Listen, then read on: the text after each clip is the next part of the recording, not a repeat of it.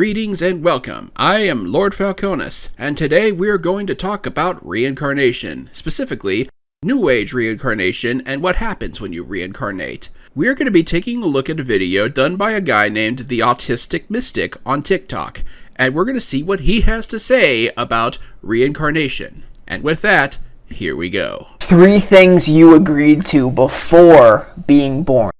So, right out of the gate, citation needed. But I'll go ahead and entertain what you have to say. Number 1, you agreed to forget that you are actually an eternal, indestructible spiritual being having a human experience. Right. So did anybody else cringe in your mind when he said eternal, or was it just me? Pretty certain it wasn't me, but I gotta make sure. Anyway, this is where he's wrong. By telling us about this veil of forgetfulness and that we're supposed to have this human experience, he's essentially given us information that we're not supposed to know about. If we agreed to forget about this information, then why the hell is he giving us this? We're now essentially cheating in the universe, which, if Source and everything was real, we would be royally screwing our souls over, possibly even screwing Source over. Thankfully, Source doesn't really exist, but it's still a ridiculous argument and a ridiculous claim by the Autistic Mystic. And we do this forgetfulness for the purpose of learning. Imagine you knew that this earth is just an illusion. You wouldn't take anything seriously. Your soul would not integrate what it came here to actually freaking integrate. Wow, that is absolutely ridiculous. So, let me tell you why that's stupid. He says that if we knew the earth was an illusion, we wouldn't learn what we came here for. But in telling us that we forgot all of this, he's implying to us that this is the case. So he basically just contradicted himself.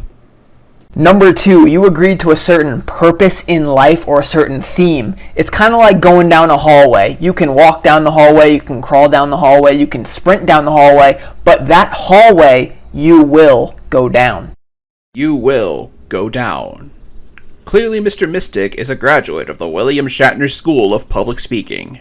So what he's doing here is he's applying a concept that was laid down by older religions called teleology.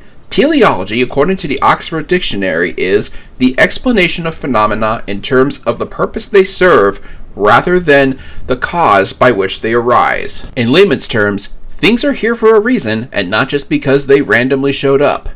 Here, he's arguing that we are put on this earth to have a purpose. Of course, we can't really tell what that purpose is. All we can do is guess. I'm sure Mr. Mystic would claim that with sufficient meditation and or shelling out for several different exercises by various law of attraction gurus, we could somehow determine our actual life's purpose. Yeah, right. But again, we are still simply speculating based off of things that we interpret on our own. Really, our life's purpose can depend on many things at any given time. For example, where are we in our life? What our current mental health status is? What we had for breakfast? How much our coworkers piss us off? And this can consistently change over time. And when it does happen, most law of attraction gurus offer nothing more than simple excuses such as, "You just didn't understand it correctly," or, "Well, you're kind of getting it, but you need the more advanced course that I offer to show who you really are." It's actually kind of funny how often guessing and speculation wheedle their way into New Age philosophy, but hold on to that thought. Let's go on into Mr. Mystic's third reason. Number 3, you agreed to set up certain soul contracts in your life. You know, the people that you love the most or that trigger you the most? Those are all soul contracts that are here to help you grow as a soul and become more wise.